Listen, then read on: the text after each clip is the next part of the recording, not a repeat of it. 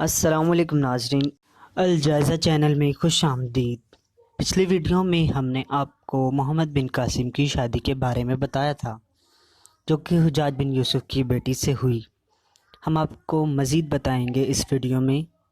ہمارے چینل پر نئے آنے والے ناظرین سے گزارش ہے کہ ہمارے چینل کو سبسکرائب کریں، بیل آئیکن کے بٹن کو لازمی کلک کریں اور کمنٹ سیکشن میں جا کے اپنی رائے کا اظہار کریں۔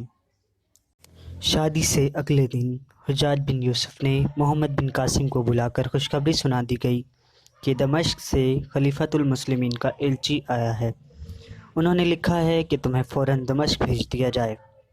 محمد بن قاسم نے کہا، میں جانے کو تیار ہوں، لیکن دربار خلافت کے بڑے بڑے عہدیدار مجھے دیکھ کر یہی سمجھیں گے کہ آپ کی وجہ سے میرے ساتھ یہ بیجا رعایت کی گئی ہے۔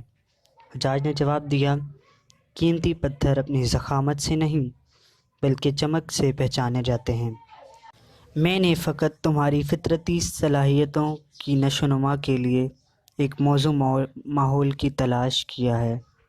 دربار خلافت میں تم صیغہ امور حرب کی مجلس شورا کے ایک رکن کی حیثیت سے کام کرو گے۔ اگر تم اپنے رفقائے کار اور خلیفہ کو میری طرح متاثر کر سکے تو یقین رکھو کسی کو تمہاری کم عمری کی شکایت نہیں ہوگی۔ محمد بن قاسم نے کہا، میں حیران ہوں کہ مجلس شورا دمشق میں کیا کرتی ہے۔ خلیفہ نے تو امور حرب کی تمام ذمہ داری تو آپ کو سونپی ہوئی ہے، اسی لیے کیونکہ اس مجلس میں تمہارے جیسے سرگرم اور بیدار مغز ارکان کی کمی ہے، سارا بوجھ مجھ پر آ جاتا ہے۔ اگر تم وہاں جاؤ گے تو کم از کم میرے سر سے افریقہ کے محاذ کا بوجھ کم ہو جائے گا اور میں ترکستان کے محاذ پر زیادہ توجہ دے سکوں گا۔ محمد بن قاسم نے کہا، مجھے کب جانا ہے؟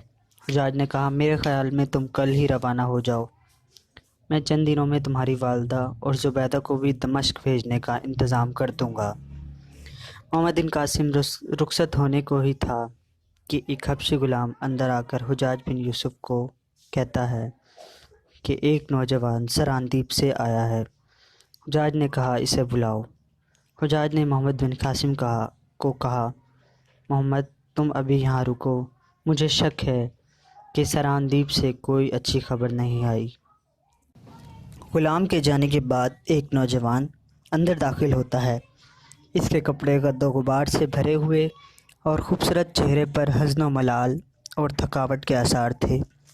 حجاج بن یوسف نے اسے پہچان لیا اور کہا، زبیر تم آ گئے، تمہارا جہاز؟ زبیر نے جواب دیا، مجھے افسوس ہے کہ میں آپ کے پاس اچھی خبر نہیں لے کر آیا۔ سندھ کے ساحل پر دبیل کے گورنر نے ہمارا جہاز لوٹ لیا ہے۔ دوسرا جہاز جس پر سراندیپ کے راجا نے آپ کے اور خلیفہ کے لیے تحائف بھیجے تھے وہ بھی لوٹ لیا ہے۔ مسلمانوں کے یتیم بچے جنہیں میں لینے گیا تھا وہ بھی قید کر لیے ہیں۔ حجاج نے کہا، تم یہاں کیسے پہنچے؟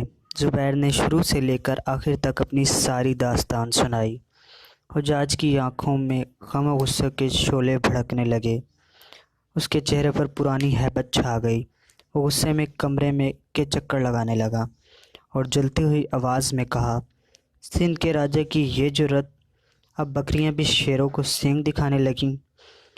حجاج زبیر کی طرف متوجہ ہوا، زبیر تم نے ابھی بصرہ میں تو کسی کو یہ خبر نہیں سنائی؟ نہیں جناب، میں سیدھا آپ کے پاس آیا ہوں۔ حجاج نے کہا، سندھ والے ہم سے جنگ چاہ رہے ہیں، لیکن وقت کی مجبوریاں ہیں کہ ہم نیا محاذ نہیں کھول سکتے۔ یہ ایک المناک خبر ہے اور ابھی تک عوام تک نہ پہنچے تو اچھا ہے۔ زبیر نے کہا، یقیناً آپ کا مطلب خاموشی ہے، آپ یہ سب کچھ خاموشی سے برداشت کر لیں گے؟ حجاج نے جواب دیا، اس وقت میرے لیے خاموشی کے سوا کوئی اور چارہ نہیں۔ میں مکران کے گورنر کو لکھتا ہوں کہ وہ سندھ کے راجا کے پاس جائے، ممکن ہے وہ اپنی غلطی کی تلافی کے لیے آمادہ ہو جائے اور مسلمان بچوں کو اس کے حوالے کر دے۔ زبیر نے کہا، میں خود مکران کے گورنر کو مل کر آیا ہوں۔ ابو الحسن کا جہاز جب اغوا ہوا تھا تو آپ نے مکران کے گورنر کو لکھا تھا اس نے مکران کے گورنر کی بات نہیں مانی اور انہوں نے کہا ہے کہ ہمارے ساتھ راجہ کا رویہ انتہائی ذلت آمیز ہے، اس لیے وہ بذات خود اس کے پاس جانا پسند نہیں کرتے۔ جو کچھ میں دیکھ چکا ہوں اس سے میرا یہ اندازہ ہے کہ دبیل کا راجہ انتہا درجے کا بے رحم اور ہٹ درم ہے۔ حجاج نے کہا کہ میں کچھ نہیں کہہ سکتا۔ سندھ ایک وسیع ملک ہے اور ہمیں وہاں لشکر کشی سے پہلے ایک لمبی تیاری کی ضرورت ہے، اور یہ بھی ممکن ہے کہ امیر المومنین ترکستان، افریقہ اور اس کے بعد شاید اندلس کی فتح سے پہلے ہمیں سندھ پر لشکر کشی کی اجازت نہ دیں۔ محمد بن قاسم خاموشی سے اب تک یہ باتیں سن رہا تھا۔ اس نے زبیر کی مایوس چہرے دیکھا اور کہا، امیر المومنین کو منانے کی ذمہ داری میں لیتا ہوں۔ اور اتنے میں زبیر نے حجاج بن یوسف کو ابو الحسن کی بیٹی کا خون سے لکھا ہوا خط دیا۔ خط ایک سفید رومال پر لکھا ہوا تھا۔ زبیر نے کہا کہ لڑکی نے مجھ سے کہا تھا کہ اگر حجاج بن یوسف کا خون منجمد ہو جائے تو یہ میرا خط پیش کر دینا، ورنہ اس کی ضرورت نہیں۔ ناظرین، یہ خط اسلامی تاریخ میں بہت اہمیت کا حامل تھا۔ حجاج بن یوسف نے رومال پر خون سے لکھی ہوئی تحریر کے چند سطور پڑھ کر کپ کپا اٹھا اور اس کی آنکھیں اس کی کپ کپا اٹھیں اور اس کی آنکھوں کے شعلے پانی میں تبدیل ہو گئے۔ اس نے رومال میں محمد بن یوسف کو دیا اور خود دیوار کے پاس جا کر ہندوستان کا نقشہ دیکھنے لگا۔ محمد بن قاسم نے شروع سے آخر تک یہ مکتوب پڑھا۔ السلام علیکم۔ مجھے یقین ہے کہ وائی بصرہ قاصد کی زبانی مسلمان بچوں اور عورتوں کا حال سن کر اپنی فوج کے غیور سپاہیوں کو گھوڑوں پر زینے ڈالنے کا حکم دے چکا ہوگا، اور قاصد کو میرا یہ خط دکھانے کی ضرورت پیش نہیں آئے گی۔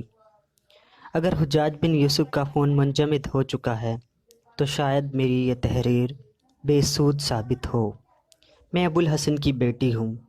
میں اور میرا بھائی ابھی تک دشمن کی دسترس سے محفوظ ہے، لیکن ہمارے ساتھی ایک ایسے دشمن کی قید میں ہیں جس کے دل میں رحم کی کوئی جگہ نہیں ہے۔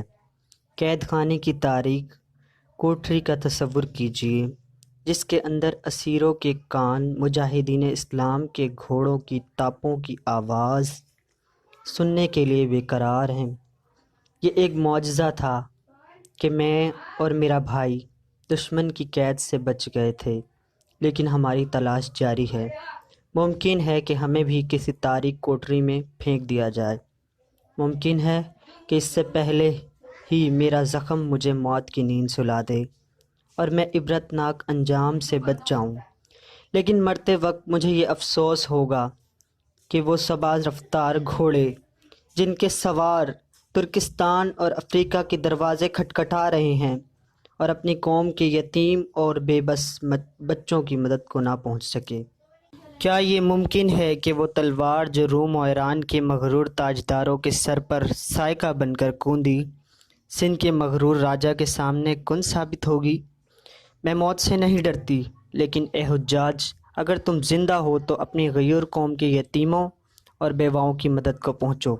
ناہید، ایک غیور قوم کی بے بس بیٹی۔ محمد بن قاسم نے رومال لپیٹ کر زبیر کے حوالے کیا اور حجاج بن یوسف کی طرف دیکھنے لگا۔ محمد بن قاسم نے پوچھا، آپ نے کیا فیصلہ کیا ہے؟ حجاج نے غصے میں خنجر نکالا اور اس کی نوک سندھ کے نقشے میں پیوست کرتے ہوئے جواب دیا، میں سندھ کے خلاف اعلان جہاد کرتا ہوں۔ محمد، تم آج ہی دمشق روانہ ہو جاؤ، زبیر کو ساتھ لے جاؤ اور یہ تحریر امیر المومنین کو پیش کر دینا۔ جتنی فوج دمشق سے فراہم ہو لے کر یہاں پہنچ جاؤ۔ واپس آنے میں دیر مت کرنا۔ میرا خط امیر المومنین کے پاس لے جاؤ۔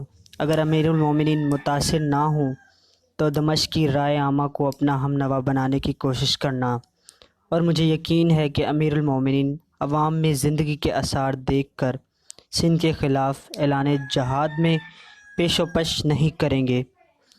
میں تمہیں ایک بڑی اہم ذمہ داری سونپ رہا ہوں، اور دمشق سے واپس آنے پر شاید تمہیں اس سے کہیں زیادہ اہم ذمہ داری سونپ دی جائے۔ اب تم جاؤ اور تیار ہو جاؤ۔ اتنے میں زبیر بھی تیار ہو رہا ہے، آج ہی دمشق کے لیے روانہ ہو جاؤ۔ ناظرین، اس کے بعد زبیر اور محمد بن قاسم تیار ہونے چلے گئے اور حجاج بن یوسف امیر المومنین کے نام اپنا خط لکھنے کے لیے بیٹھ گیا۔ آگے چل کر ہم آپ کو بتائیں گے مزید معلومات، کس طرح سے محمد بن قاسم سندھ پر حملہ آور ہوئے۔ اس کے لیے آپ سے گزارش ہے ہمارے چینل کو سبسکرائب کریں، بیل آئیکن کے بٹن کو لازمی کلک کریں، کمنٹ سیکشن میں جا کر اپنی رائے کا اظہار کریں۔ ویڈیو دیکھنے کا شکریہ۔ اللہ حافظ۔